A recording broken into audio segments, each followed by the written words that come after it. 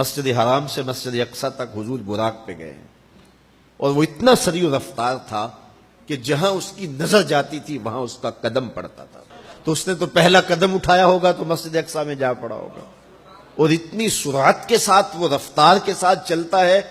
پھر حضور اس کی پشت پہ جلوہ فراز. یہ 1000 کلومیٹر فی گھنٹے کی رفتار سے جہاز چلے تو کسی میں ہے ہمت کہ اس کی ننگی پشت پہ بیٹھ جائے؟ ہوا کی مزاحمت ہی گوارا نہ ہو، پڑخ چڑ جائے، آگ لگ جائے، اور جو کروڑوں میل فی سیکنڈ کی رفتار سے جا رہا ہے اس کی ننگی پشت پہ بیٹھنے والے شاہ سوار کی عظمت کو سلام کرنے کو جی نہیں چاہ رہا.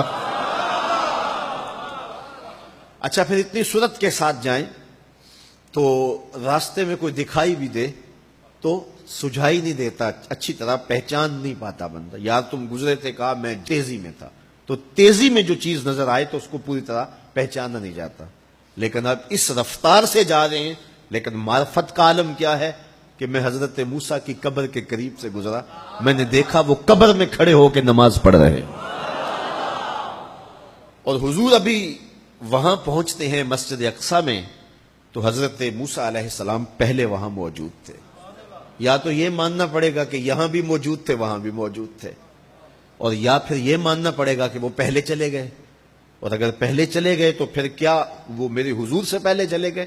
تو جواب آیا کہ نہیں، حضور علیہ السلام تو اپنی رفتار سے جا ہی نہیں رہے تھے، حضور تو جا رہے تھے براق کی رفتار سے، اور حضرت موسیٰ گئے ہیں نبوت کی رفتار سے. براق بہت سریع ہوگا لیکن نبوت سے سریع نہیں ہو سکتا، اس لیے حضرت موسیٰ پہلے پہنچ گئے. یہ ایک مرحلہ مکمل ہوا.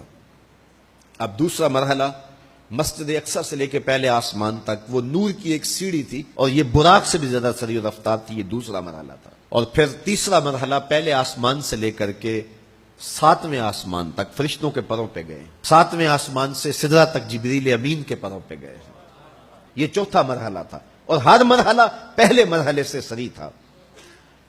اور پھر سدرہ پہ جا کے جبریل نے بھی کہا کہ آگے میں نہیں جا سکتا، لو دنوت خطوۃ لاحترقت، اگر میں آگے بڑھوں تو جل کے راکھ ہوتا ہوں. تو حضور علیہ السلام کے لیے ایک سبز نوری تخت لایا گیا جسے رف رف کہتے تھے، اس پہ حضور تشریف فرما ہوئے. پھر وہ کس صورت سے گیا، ان 4 مراحل سے زیادہ سریع رفتار تھا. رف رف کی منتہائی پرواز جب ہوئی تو میں اعلی حضرت کی روح سے فیض لے کے کہتا ہوں کہ رف رف کے بھی بس بس ہو گئے. اب یہ 5 مراحل اپنی انتہا کو پہنچے. اب یہ حضور کی ذاتی رفتار نہیں تھی، ذاتی رفتار اب شروع ہونے لگی ہے. اللہ اکبر. پھر آواز آئی، ادنو منی یا احمد، پیارے رک کیوں گئے ہو، آگے آؤ. اللہ اکبر. اور حضور پھر اعلی حضرت فرماتے ہیں کہ ڈرتے جھجکتے آگے بڑھے. کیوں؟ جلال و ہیبت کا سامنا تھا، جمال و رحمت ابھارتے تھے. عبد تھے نا، معبود کے حضور حاضر ہو رہے تھے، تو جلال و ہیبت کا سامنا تھا، جمال و رحمت ابھارتے تھے. آواز آئی، محبوب آگے بڑھیے. حضور نے ایک قدم اٹھایا.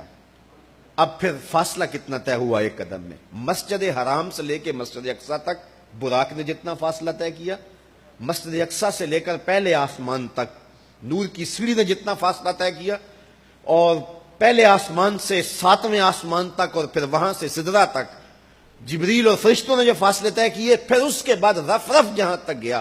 ٹوٹل ان 5 مراحل میں جتنے فاصلے طے ہوئے، حضور کے ایک قدم اٹھنے سے اتنے فاصلے طے ہو گئے. اب یہ رفتار تھی میرے حضور کی. پھر ہر قدم میں اتنا فاصلہ طے ہوتا جتنا پیچھے ٹوٹل قدموں سمیت فاصلہ طے ہو چکا ہوتا.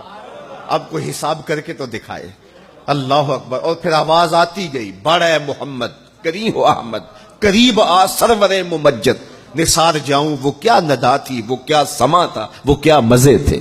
70,000 مرتبہ آواز آئی، اور حضور کے قدم اٹھتے گئے. پھر کہاں تک پہنچے؟ کوئی حد ہے ان کے عروج کی، بالا غل اولابے. اور اس کو میرے رب نے سفر نہیں کہا یہ ابھی میرے نبی کی سیر ہے. کیا سمجھو گے میرے رسول کو؟ اس کی سیر اتنی سریع ہے کہ تمہاری عقلیں تھک گئی ہیں، اور اگر وہ سفر کرنے پہ آئے تو پھر عالم کیا ہوگا.